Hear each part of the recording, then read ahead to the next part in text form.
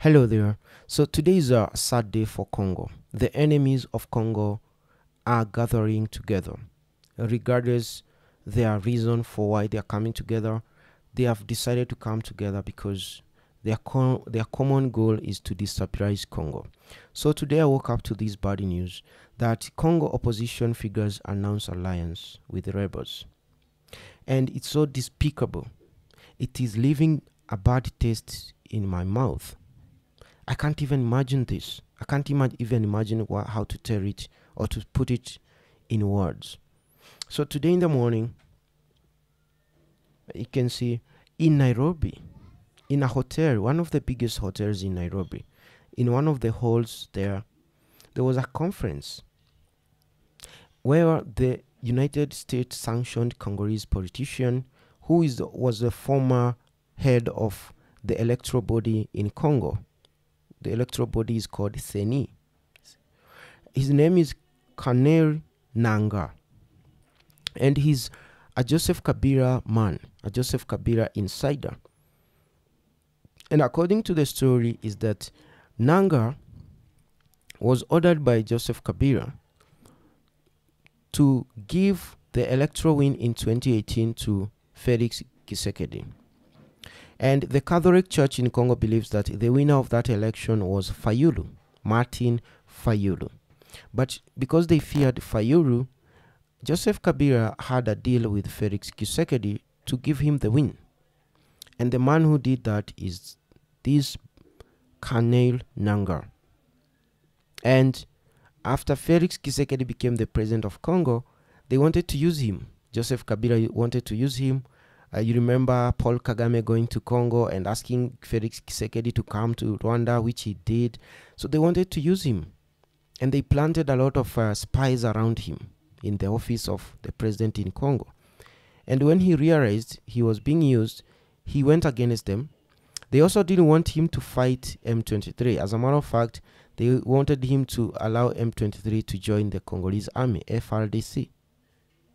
So when he didn't do that, when he decided to defend the Congolese people and the sovereignty of Congo, he became their enemy. So this man, the leader of CENI, left Congo and he went to live in Kenya. He's in Nairobi.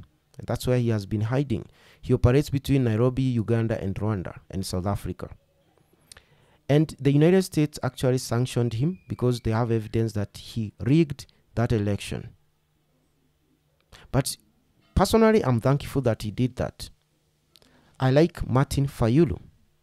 But I am beginning to like Felix Tshisekedi too, because he has proved that he's a patriot of the Congo. So this guy, the Kabila man, Joseph Kabila, met with the M23 head of, who he calls himself the president of M23. His name is Bertrand Bisimwa, the yellow guy, the guy in yellow. And then they met with a third person there. He's the leader of the Banyamulenge group from South Kivu, especially the group called Twirwaneho. And I'm going to tell you a secret. If you are keen, you've been keen on what happens there. These men here, they are Bantus. And I think the other one further is probably those short ones. But they represent Tutsis, who we know they are somehow Bantus but not Bantus. So it's funny that Bertrand Bisimwa, I don't know how much he gets paid. He looks like a Hutu to me, to represent the Tutsis. We know he's a puppet. And it's also bad and despicable for this short man to be saying that he's there to represent Twirwaneho, the group of Banyamulenge murderers in Fizi. Now, when you ask the M23 person here, this guy, he says this, that we have only one demand: the resolution of the root causes of the conflict in east of Congo. That's what Bisimwa says. And when you ask the M23 people closely, they tell you the reason why M23 is there is so that they can fight the FDLR, the Hutus, But when you look at the history of this whole Hutu thing, M23 is not in Congo to fight Hutus as they want us to believe. They are there mostly to capture more land and so that they can have a Tutsi-controlled territory in North Kivu with only the Tutsis. And they've been trying to massacre, kill, and intimidate so that they can move or displace the Bantu people in North Kivu. And that's why, according to this Human Rights Watch article, last year they had tried to start killing people, hundreds of people, and burying them. And these are tactics that the Tutsis use, including in Rwanda. They killed a lot of Hutus in 1994, and let alone they turned around and pretended that those people are actually Tutsis. So M23 had started doing that. And as a result of that, we have close to 1 million people from North Kivu living in refugee camps after what M23 did. So in this town or this village of Kishishe, they went there, and according to the Human Rights Watch, so they killed more than 300 people, and for example, there were mass graves all around that village. In this photo, you can see one man is pointing at a place where there were about 15 bodies buried in a shallow grave here. And so if you look at, okay, so there's this photo of a young kid picking what we can see as the casings of a mortar, right? These are the casings of a mortar. And if you read, the boy collects mortar casings in the remains of a school. So there was that school on the east part of that village where M23 banned the school. They locked up, some women and children had ran to that school after they heard the bullets and the explosions, and the M23 locked them inside that school and they banned it. And so that's some of the war crimes that they've just recently committed. And from this map, as you can see, reported mass graves location in Kishishe, Ruchuru territory. So the yellow X's are the locations where they found the mass graves of people. And the triangular on this side, this is where the M23 were positioned, or the other base. And the other base, that's how they attacked this village. They attacked it like a military camp, though the village is of civilians. And then this school here, it has a hole that was more like an old swimming pool. And they were using that hole as a prison or a detention center. So they were tying people at the elbow, men and women, and then throwing them in that hole as they tortured them. This house, it was burned. The church here was also burned. There's a school here that M23 used as a base. And the school that was burned is this one. So they banned this one. This school is the one that we saw in that photo. So those are recent cases of massacres by this Tutsi group. The UN revises these numbers. They kept revising them. They initially agreed 40, the next day they went to 100 and so on. Eventually the last report was that 300 people had actually been killed.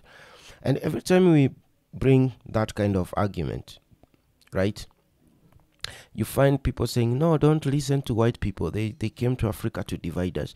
White people don't believe their reports. And that's what the Rwandan bloggers and those guys who comment on my videos say. Always trying to divert attention on things that actually happened and blaming the reports by UN as white people propaganda. So that's the story. And now there's the other group that is represented by the shorter man, and it's the one I was telling you from South Kivu, the Twirwaneho people. Those are terrorists and murderers who used to kill people in the late 90s. And there's this particular article called Recorded Massacre and Genocide Against the Bembe People, called Makobola Massacre. It's basically a genocide. And when you enter this town in South Kivu called Makobola, there's this placard, a statue that you find at the entrance there, and it says Massacre of Makobora, 30th December 1998. It started 30th December 1998 all the way to the 2nd of January 1999. And they are saying here 702 people were killed, and there's an arrow that says 600 meters to that right is where it took place, and there's some mass graves there too. There's even a photo of how it took place and so on. Now, I want to tell you a little bit of that so that you get the background. According to the eyewitnesses, the people who basically escaped that massacre, and they say this. First of all, the number is not actually 800, right?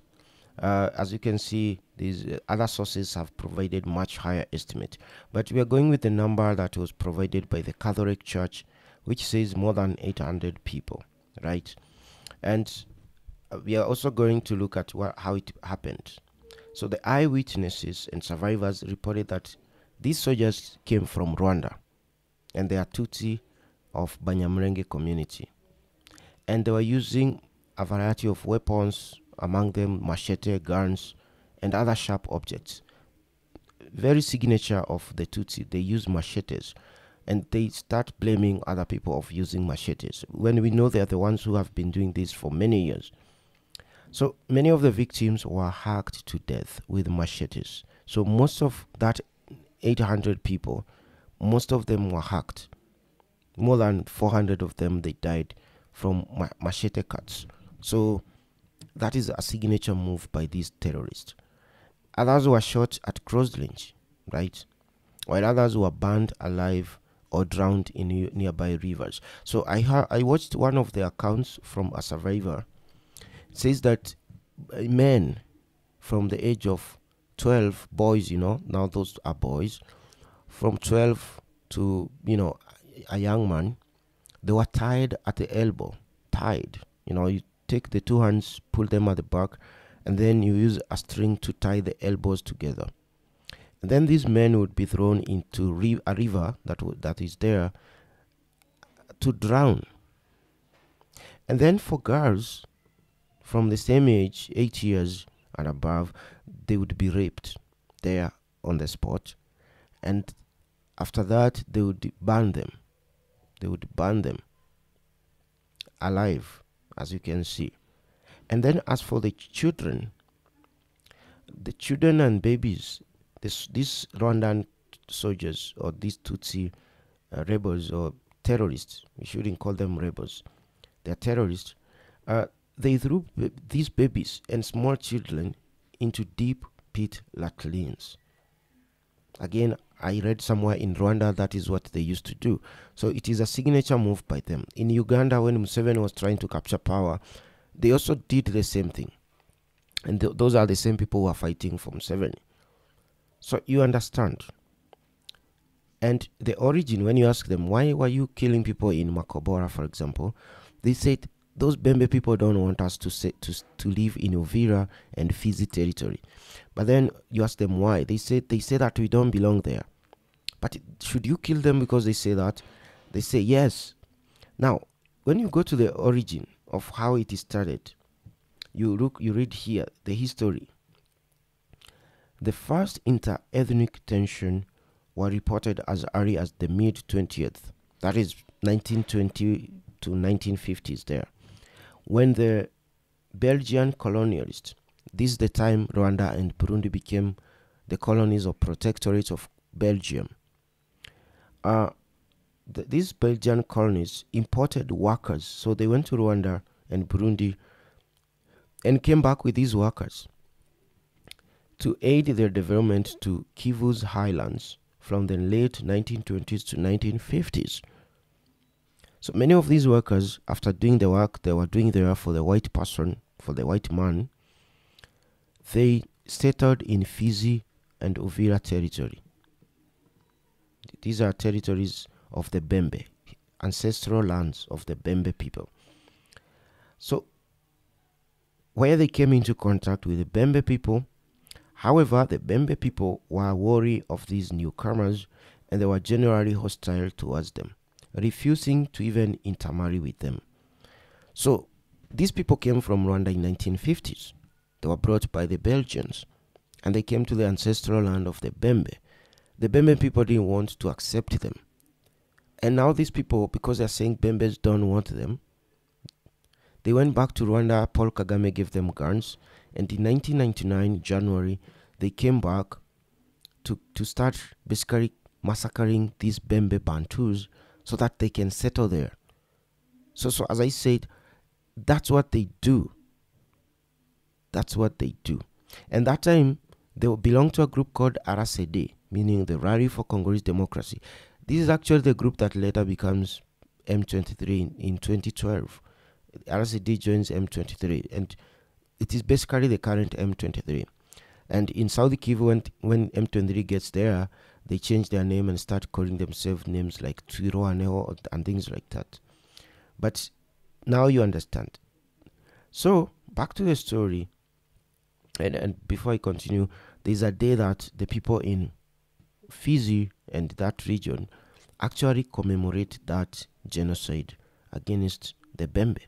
And as you can see from this video, the President Felix Tshisekedi actually went and attended one of them very recently. And that's why Rwanda is actually fearing Tshisekedi, because he meets these people and they tell him they're suffering, and he basically sympathizes with them. And now that is a threat to the Tutsi, because what they did is being exposed. So that's the problem. And that's why they have started doing what they are doing. So now these three, Kabila, Joseph Kabila, this M23, the foreman for Rwandan terrorists in Congo, and the other one, his counterpart, have formed an alliance in Nairobi. They are calling it the Congo River Alliance. And I think in French you would say what? Alliance du Fleuve Congo, something like that. And they were in a hotel in the Kenyan capital, as I said. And they said that they are going to fight and remove Felix Tshisekedi. Just laughable. But the most painful part is the fact that they were allowed by Kenya to host this kind of despicable conferences in the capital of Nairobi. And the other thing is that Bisimwa and the leaders of M23 actually they move freely in Nairobi. They own properties in Kenya, several flats and apartments that they collect rent. Their families, they live in peace, not in Congo, but in Kenya, in Kampala, and even abroad. They've managed to convince the UNHCR to resettle their families as asylum seekers in these countries in Europe and the US. So they have their families living a very comfortable life. They are making money by stealing minerals and investing in Kampala and Nairobi. But then they're going back to Congo and massacring people and pretending that they're doing that because of democracy. And they are doing that saying that they fear the Hutus will kill them, when the Hutus have always been their victims.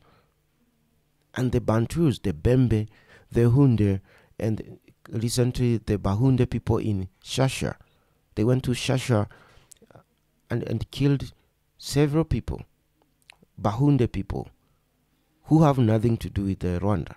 So that is the situation.